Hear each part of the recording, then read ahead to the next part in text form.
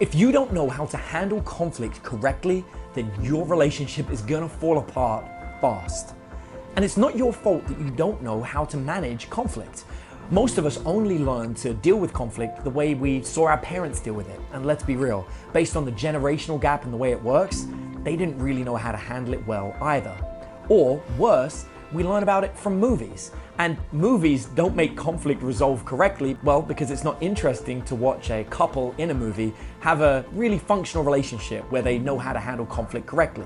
You're more likely to get views if it's violent, aggressive, and of course, all the things that we don't want to be emulating. Your relationship is much more likely to be successful if you and your partner both know how to handle conflict in a mature and non-aggressive way. I'm going to share with you 3 different ways to handle conflict in your relationship in a non-aggressive way that enable you to focus more on the positive parts of your relationship.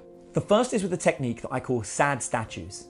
In sad statues, you and your partner both go out and buy a pair of statues. Now, these could be plush toys, or they could just be some statue that you both have a fondness for. It really doesn't matter what they are. But the idea is it's 2 things that look at each other. And all day, every day, these are up on a windowsill or on a bookshelf, and the 2 statues look at each other. When either one of you feels that there's something you'd like to bring up or that you have a problem, all you do is you turn around one of the statues to face in the other direction.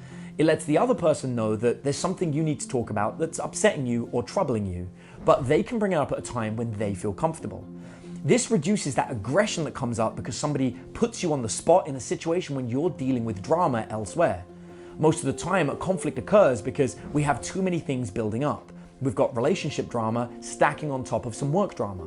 By using the sad statue method, it's a way of our partner letting us know that there is a problem and it's something that needs to get resolved, but please come and bring it to me at a time when you've got the mental capacity to deal with it. This will often drastically reduce the conflict, and it makes it a lot easier to deal with because you bring it up at a time when you're both ready for it. The next technique is actually one of my favorites, and it's a pre-organized fight. I try to make sure that I have a set conflict once a week with my partner that we both know about, where we turn up together and bring up all the problems that we have every single week.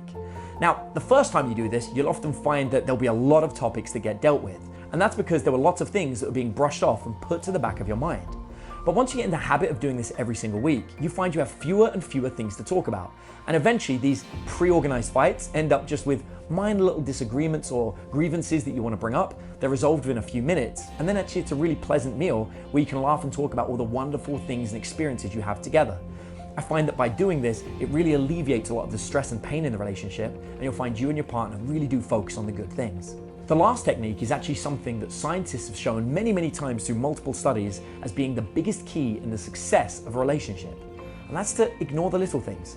Sometimes there are small little things that your partner will do that will really wind you up, and yet actually, is it important that they just throw their socks on the floor?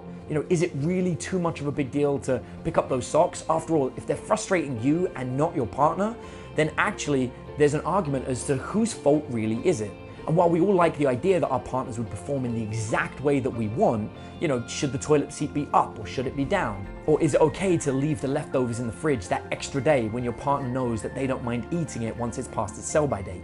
These small little grievances can cause huge conflicts in a relationship, and yet ultimately, they really don't mean that much. When you weigh up all the other wonderful things that you do for each other, like organizing dates or spending time looking after each other when you're feeling down, these other elements are so much bigger and more important that often it makes sense to give up on the little problems and just let them go. If you can be someone that doesn't get irritated by the small things in life in general, let alone with your partner, you're going to find yourself much happier overall, and often those small conflicts can be resolved in other ways. For example, in my own life, I know I'm not the tidiest of people, so I make up for it by making sure that we have a cleaner come round on a regular basis that I pay for by doing overtime. By having somebody to pick up on some of my flaws, it makes it a lot easier for my partners to deal with. And that means that we don't get caught up on those small little problems, and instead we focus on the most important part of the relationship, which is putting time and energy and positive feelings towards each other. And if you can manage to do this, then you're going to find your relationship really does stand the test of time. Thank you so much for taking the time to watch the video. Now, I've made an exclusive training video that teaches you how to get people to chase you and want to be in a relationship with you. If you'd like to watch that video, all you have to do is look in the description of this video and click on the link, and it will take you straight through to that free video training. So go and check it out now and learn how to get the love life that you've always wanted.